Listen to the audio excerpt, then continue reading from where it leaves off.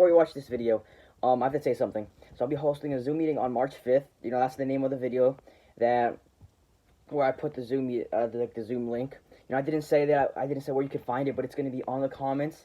I streamed about 4 days ago. It's gonna be the third last video.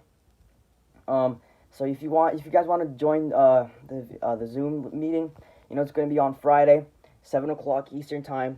You know, feel free. You know, I'll be preaching for like, I don't know. I'm probably not a long time. Probably like 15 minutes or maybe less. You know, I'm just gonna have God lead me, and the Bible says where 2 or 3 people are together, you know, God's gonna be there, and you know, I'm gonna be there. I'm gonna be one, and then if one of you guys are joining, then it's gonna be 2, and then God's gonna be there, and I don't know how many people are gonna join. You know, we have to wait until Friday.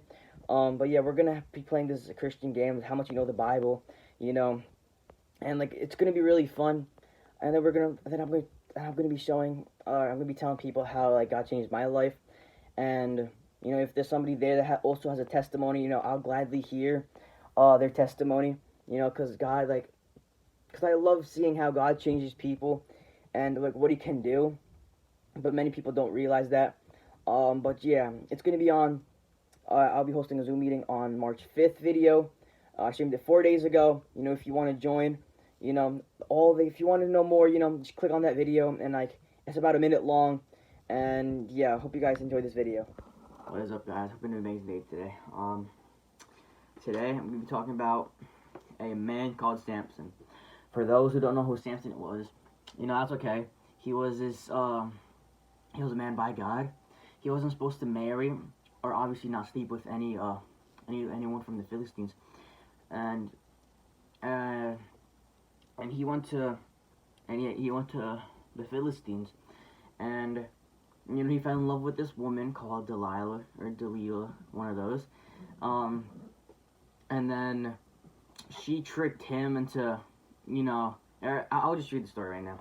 So if you guys want to follow along, it's in Judges 16, and it says, one day Samson went to Gaza, where he saw a prostitute. He went in and spent the night with her. The people of Gaza were told, Samson is here. So they surrounded the place and lay in wait for him all night in the city gate. They made no move during the night, saying, at dawn we'll kill him. You know, they were planning on killing him because he was really strong. Like, he was like 10 times strong than normal people, and that's why a bunch of people like were waiting for him so they can beat him up. But Samson lay there only until the middle of the night. Then he got up and took hold of the doors of the city gate together with the 2 posts and tore them loose, bars and all. He lifted them on the shoulders, and he lifted them to his shoulders and carried them on the top of the hill that faces Hebron. Sometime later, he fell in love with a woman in the valley of Sorek, whose name was Delilah. The rulers of the Philistines went to her and said, see if you can lure him into showing you a secret of his great strength, and how we can overpower him, so we may tie him up and subdue him. Each of them will give you 1,100 shekels of silver. So Delilah said to Simon, tell me the secret of your great strength, and how you can tie it up and subdue it. You know, many people are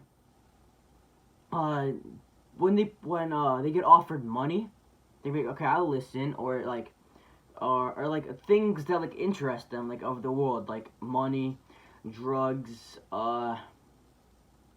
you know, like, or like properties or like stuff like that. And people actually like, oh wow, like I wanna, like, I'll listen.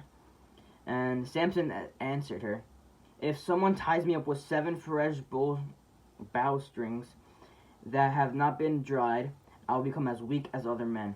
And Samson didn't want to tell her the truth, so he just made up lies, and eventually Delilah, he made up with 3 lies, and then like Delilah tried to, you know, she tried to make him feel guilty of of him not really telling her. And in 15, then she said to him, how can you say you love me when you wouldn't confide in me? This is the 3rd time you have made a fool of me and haven't told me the secret of your great strength. Which, if you really think about it, be like, okay, why would she tell me her, like, my strength, and then a few seconds or a few minutes after that, or like I don't know how long, but like, and then the Philistines attack me. Like, how can you really not understand? And many people are like that. They're so focused on the girl. You know, when they see the pretty girl, when they see like that she has someone with a nice body, they don't care about their personality. All like men really care about is the body, and if they're, and sometimes pretty, but many men, they only focus on the body. And you know, we're supposed to like care about like their personality, because how can like a Christian marry someone with only nice body, but then like they're like an atheist, or if like they hate God, and then it's not really gonna work out, because a Christian and an atheist, like, that's not really gonna work out. And with such a nagging, she prodded him day after day until he was sick to death of it. So he told her everything. No razor have ever been used on my head, he said, because I have been a Nazarite, dedicated of God from my mother's womb. If my head were shaved, my strength would leave me, and I would become as weak as other men. And so Delilah obviously went up to, to like the Philistines and be like, all right, so this is like, try this, and if this doesn't work, then I'll try to convince him. And then obviously, they did what Samson told Delilah. And after putting him to sleep on her lap, she called for someone to shave off the 7 braids of his hair, and so began to subdue him, and his strength left him. Because of Samson telling her the truth, the consequences happen, which now Samson's going to get overpowered and over-defeated by the group of people. Then she called, Samson, the Philistines are upon you. He woke up from his sleep and thought, I'll go out before the shake myself free. People, like Samson, he didn't realize that his braids were gone, obviously, because you can't really see, like, the head. And then he went and be like, I'll just handle it. And then he got overpowered. But he did not know that the Lord had left him. Then the Philistines seized him, gouged out his eyes, which, like, they plucked both of his eyes out so he couldn't see, blinding him with bronze shackles. So they set him in the grinding chain into prison. And then in 26, Samson said to the servant who held his hand, put me where I can feel the pillars that support the temple, so I may lean against them. Samson, like, he didn't want to really lean that, but he wanted, like, he had a plan to kill everybody there. That's like the pillars, so he could like put. You'll see, like, so he could push like the pillars, so like all the temple can fall. And 28. Then Samson prayed to the Lord, Sovereign Lord, remember me, please. God, strengthen me once more, and let me with one blow get revenge on the Philistines for my 2 eyes. Then Samson reached toward the 2 central pillars on which the temple stood, bracing himself against them, his right hand on one, and the other on his left hand on the other. Samson said, let me die with the Philistines. Then he pushed with all his might, and the temple came down. And down came the temple on the rulers and all the people in it. Thus he killed many more when he died than when he lived. There were like 1,000, like a bunch of people watching, be like, okay, since this dude killed a lot of our people, like, I want to see him suffer. And Samson, he pushed that.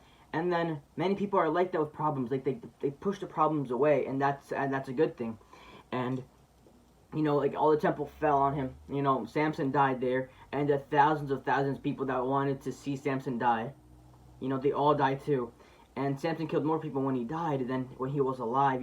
Beating up people, like, and I chose this to, God gave me this because He wanted to show people, like, in a relationship, it's more than just the body. It's more than just the look.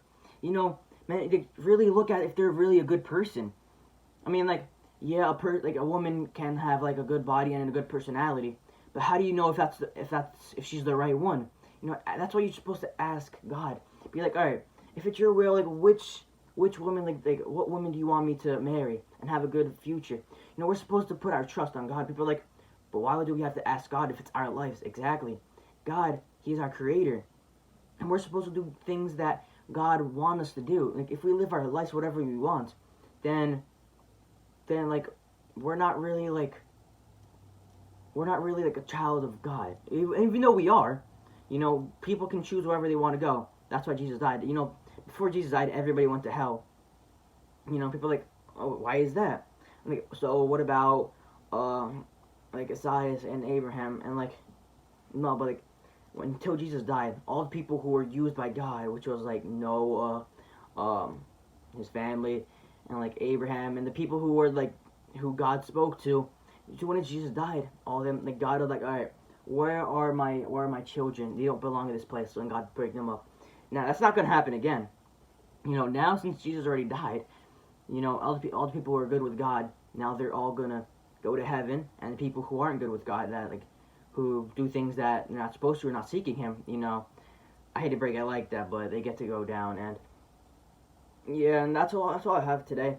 You know, just like, if you see a woman, you know, pray to God if she's the one, because many people are like, okay, you know, like I'm gonna go for her, like I'm gonna shoot my shot, but and then they ended up getting rejected and they hurt, and many people actually take their lives away because of that, or you know, they get heartbroken and then like, and they start like, and they start being depressed, and that's where like demons like get in. They be like, okay, let's just like let's make him suffer because he's our children now, and then yeah, we're supposed to just, you know, ask God for the right one. You know, it doesn't matter if they, and it also goes for women. Like, don't look for a man that has like a nice like body, like a six pack or like a lot of muscles. Like, it's like the most important thing is like the heart and their personality.